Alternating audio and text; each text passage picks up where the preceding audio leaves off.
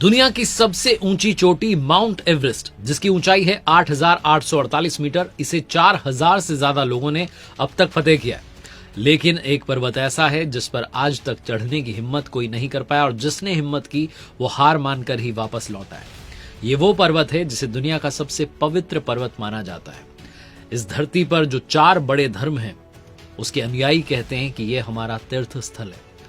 आप सही पहचाने, में बात कर रहा हूं माउंट कैलाशा की, कैलाश पर्वत की, जिसकी ऊंचाई है 6,638 मीटर, और कोई भी इस पर्वत पर अब तक नहीं चढ़ पाया है।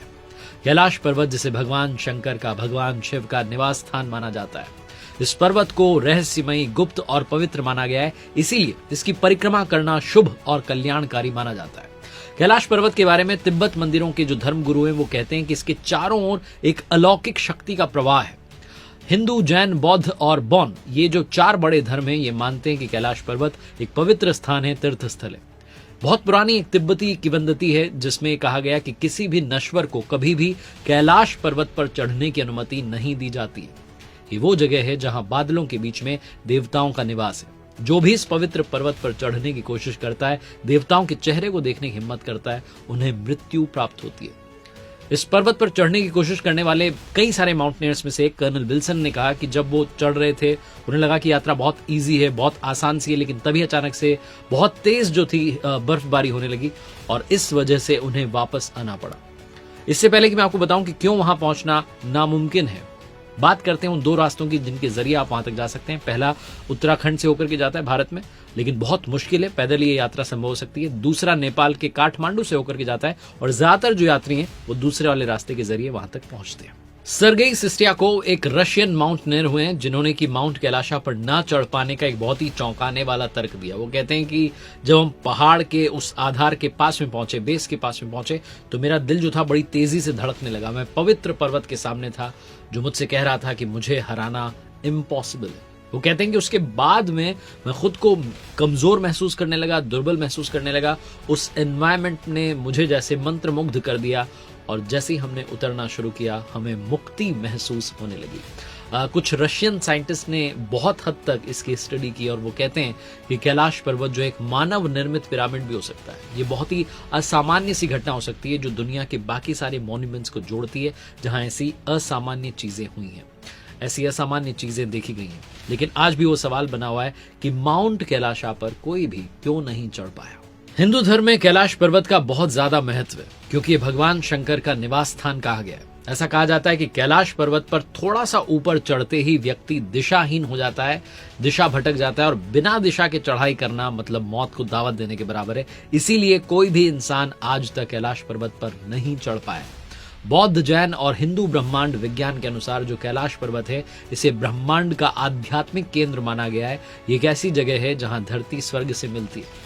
इस पवित्र पर्वत की ऊंचाई ज्यादा नहीं है, 6,638 मीटर। इससे ऊंची ऊंची चोटियां इस दुनिया में हैं, लेकिन फिर भी इस पर कोई नहीं चढ़ पाया, क्योंकि ये पवित्र है। यहां पहुंचते ही इंसानों को अपनी शक्ति कमजोर लगने लगती है, और मानो ये पर्वत उनसे कह रहा होता है कि तुम मुझे हरा नहीं सकते। इस पर्वत की जो चोटी है, ये विराट शिवलिंग की तरह दिखाई देती है, जिस पर सालों साल बर्फ जमी रहती है। पहाड़ की पवित्रता को भंग करने और वहां की दिव्य ऊर्जाओं को परेशान करने के डर से कैलाश पर्वत की चोटी तक जो ट्रैकिंग है, उसको हिंदुओं के बीच में एक निषिद्ध काम माना गया है, यानी कि वर्जित काम माना गया है। मना किया जाता है कि वहां आपको नहीं चढ़ना है, सिर्फ परिक्रमा लगा करके नतमस्तक होकर वापस लौट आना है। एक तिब्बती फोकलोर के हिसाब से मिलारेपा नाम के भिक्षुक ने एक बार माउंट कैलाशा की चोटी तक पहुंचने के लिए बहुत दूर तक चढ़ाई की, और जब वो वापस लौटे तो उन्होंने सबको वार्न किया, सबको चेतावनी दी कि शिखर पर ऊंचे स्थान पर जो भगवान विराजे हैं उनको परेशान ना करें। बहुत सारी स्टडीज की गई हैं, बहुत सारी रिसर्च की गई है, लेकिन अब भी कोई भी ये नहीं बता पाया कि कैलाश पर्वत पर ना चढ़े जाने का सबसे स्ट्रॉन्ग, सबसे सटीक कारण क्या है। 6,638 की ऊंचाई को फतेह करने में क्या दिक्कतें आ रही हैं, ये कोई नहीं जानता है, और ये रहस्य बना रहे तो ज्यादा अच्छा है। आखिरी में कुछ ऐसी बातें जो शायद आप कैलाश पर्वत के बारे में नहीं जानते होंगे। पहली, कैलाश पर्वत की चोटी पर 2 झीलें हैं। पहली मानसरोवर झील है, जो कि दुनिया की सबसे ऊंचाई पर स्थित शुद्ध पानी की सबसे बड़ी झील है।